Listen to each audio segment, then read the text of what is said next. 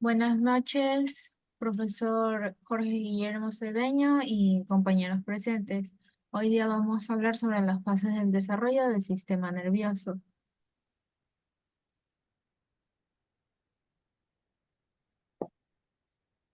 Estos son los integrantes que conforman el grupo 23. ¿Qué es el sistema nervioso? El sistema nervioso está formado por nervios y está formado por células.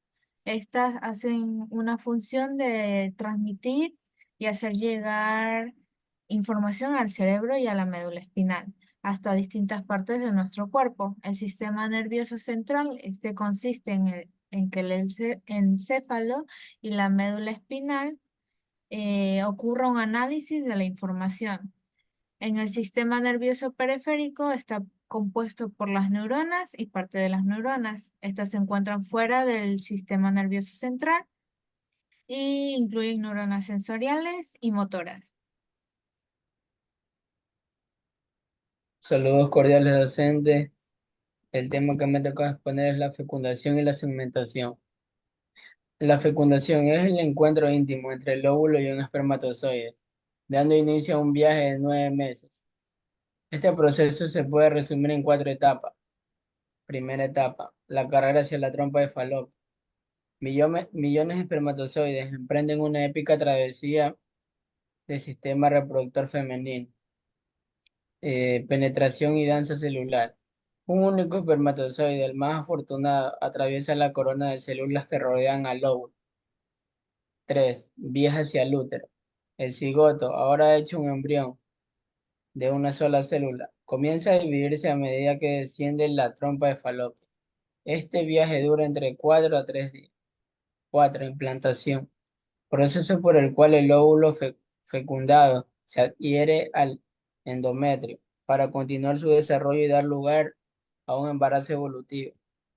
La duración de la fecundación se completa en aproximadamente 24 horas. La ubicación ocurre en la ampolla de la trompa de Falopio. La segmentación es una serie de divisiones celulares rápidas y asincrónicas que ocurren en el cigoto, la célula única formada por la función del espermatozoide y del óvulo. Este proceso comienza poco después de la fecundación y continúa hasta que se forma la blástula, una estructura esférica compuesta por muchas células pequeñas llamadas blastómeras. ¿Cuáles son los objetivos? Son aumentar el número de células, que permite que el cigoto se divida en muchas células más pequeñas, lo que es esencial para el crecimiento del desarrollo del embrión.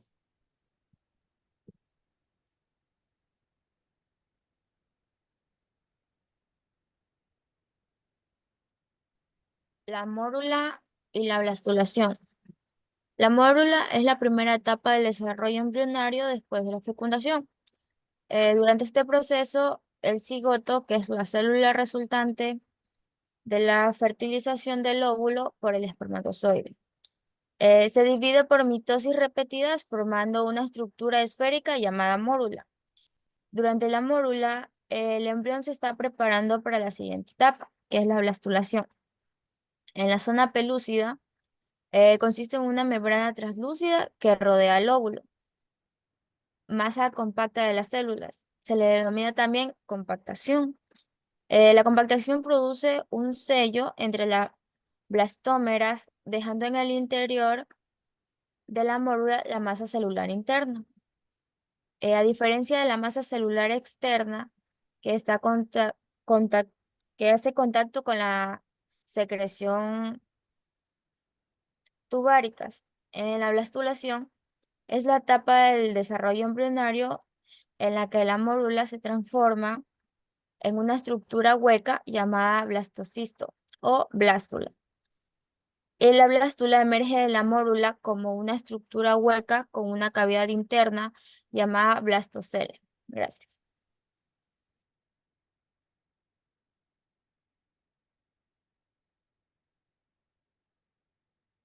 ¿Qué es la antogénesis? Antogénesis, como se deriva anto de ser y génesis de origen. Se refiere al proceso de desarrollo individual de un ser humano, desde el momento de su concepción hasta su muerte. Disco germinativo bilaminar. En el día 8, el blastocito se va a meter en el endometrio para fijarse y tendrá dos capas. El trofoplasto se dividirá en dos. En citotrofoplasto, que es la capa interna, y el sinticitrofoplasto, que es la capa externa. En el día 9 y 10, con la penetración del blastocito, se genera un coágulo de fibrina, el cual cierra su salida. En el día 13, empieza a formar las vellosidades. Las primarias, las cuales por dentro están compuestas por citotrofoplasto y por fuera el sincitotrofoplasto. En el hipoplasto se forma el saco vitílico. Gracias. Comienzo de la circulación del útero planetario. Durante la formación de la placenta se forman las velocidades coriónicas, que son grupos de células de trofoplasto que van abriéndose paso rápidamente en el endometrio. Dentro de la velocidad van a crecer los vasos sanguíneos, entre los cuales algunos conectarán con los vasos de la madre y otros con el feto. De los vasos sanguíneos de la madre, vasos sanguíneos del feto, la placenta, el embrión, etc. Gracias.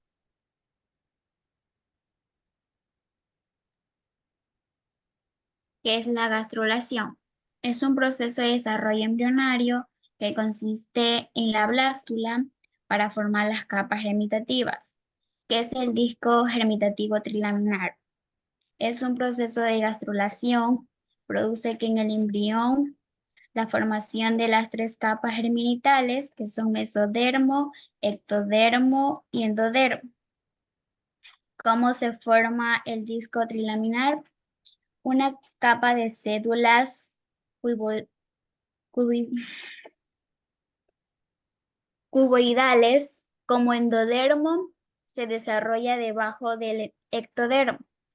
Unas semanas después, las células del ectodermo migran junto con la línea primitiva entre el ectodermo y en el endodermo y forman una capa intermedia conocida como mesodermo. Así se forma un disco embrionario trilaminar. Gracias. Desarrollo de órganos y sistemas. Durante el desarrollo embrionario se forman tres capas germinativas que desempeñan un papel fundamental en la formación de los distintos tejidos y órganos del cuerpo humano.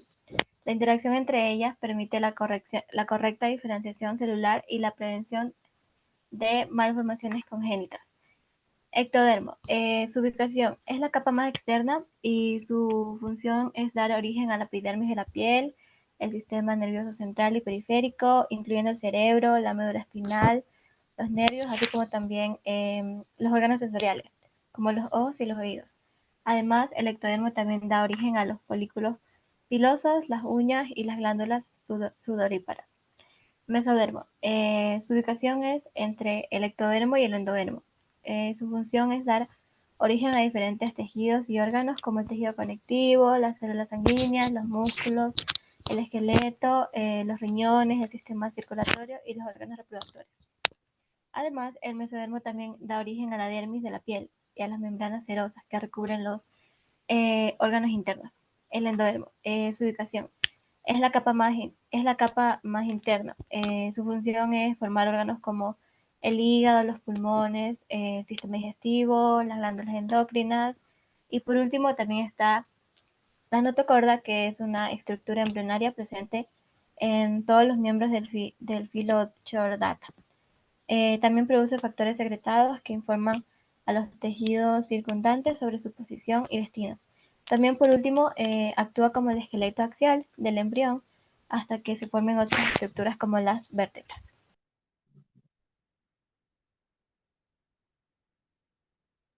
Yo les voy a hablar sobre dos capas germinativas, que sería el endodermo y el mesodermo. El endodermo, que es la capa más interna, se conforma por células pulmonares, células tiroideales y células digestivas. Gracias a estas nacen órganos que nos mantienen vivos, como las células pulmonares que forman el sistema respiratorio, las células tiroideales, órganos como el páncreas y las glándulas suprarrenales, y las células digestivas que forman el aparato digestivo.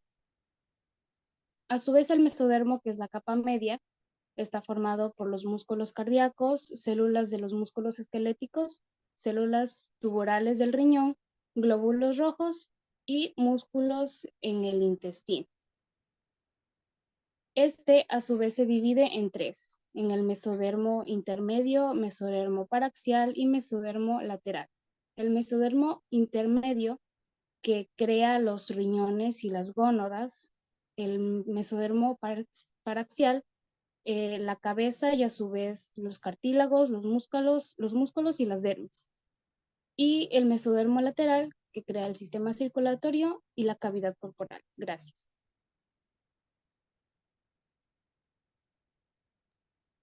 El ectodermo en capa externa se divide en tres. Están las células de la epidermis, que a pesar de su escaso grosor, constituye una frontera de vital importancia para nuestra salud en nosotros los seres humanos. Este tejido se haya sometido a una constante renovación, ya que las células córneas que se eliminan a nivel superficial requieren de una sustitución controlada y precisa. Las neuronas son las unidades funcionales y básicas de nuestro sistema nervioso y generan señales eléctricas llamadas potenciales de acción.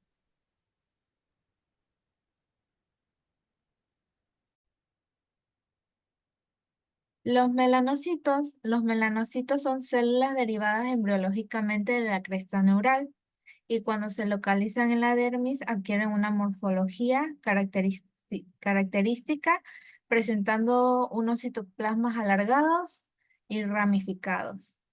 La neurulación es el proceso por el cual la parte del ectodermo en el embrión trilaminar se convierte en un tubo neural y las células de la cresta neural pasan a formar todo el tejido neural del cuerpo.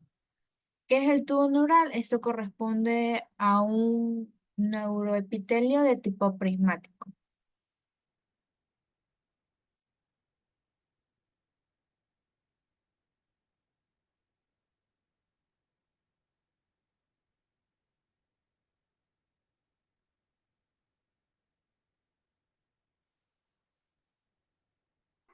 Formación de las vesículas cerebrales. Como podemos observar en la imagen, después de que el tubo neural se ha cerrado, este se va a dilatar y va a dar como origen tres vesículas encefálicas, las cuales son el prosencéfalo denominado cerebro anterior, el mesencéfalo, cerebro medio y el romboencéfalo denominado cerebro posterior.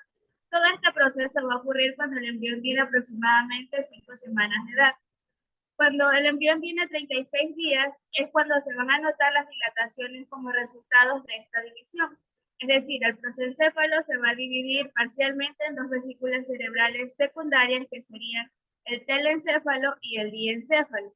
En lo que respecta al mesencéfalo, este no va a sufrir ningún cambio aparente, mientras que en el romboencéfalo sí se van a dividir en metencéfalo y en mielencéfalo. Todas estas formación de estructuras cerebrales se van a dar a partir de la segunda división de las vesículas. Todas estas estructuras las vamos a ir a detallar posteriormente en la siguiente diapositiva.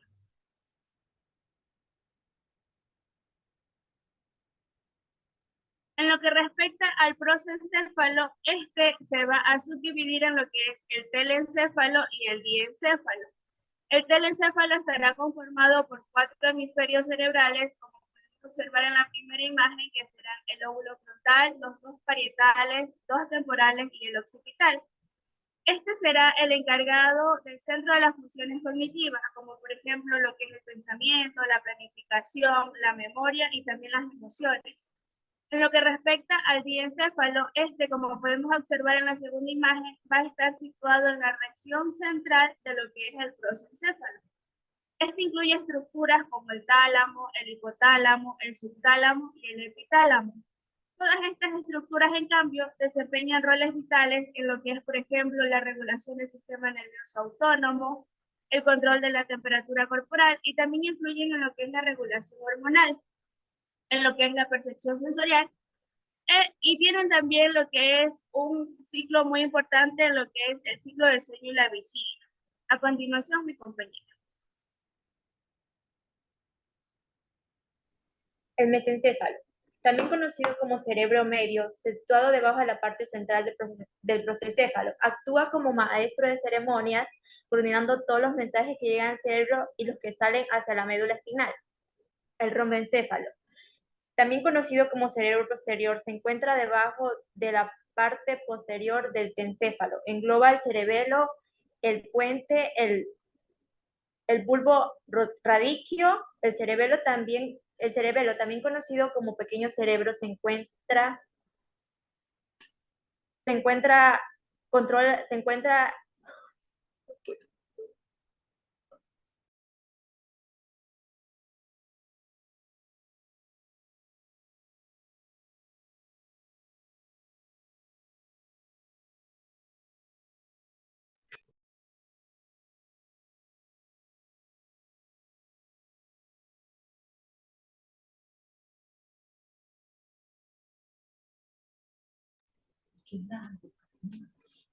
ya. El cerebelo, también conocido como pequeño cerebro porque parece una versión pequeña del cerebro. Controla el movimiento, el equilibrio y la coordinación. El melencéfalo y el mesencéfalo forman parte del rombencéfalo. Se hallan separados por una curvatura pontina. Se divide a través de la quinta semana de gestación. El metencéfalo se deriva dentro del bulbo radiquio, mientras que el metencéfalo por la protuberancia y el cerebro a través de la novena semana de gestación. Gracias.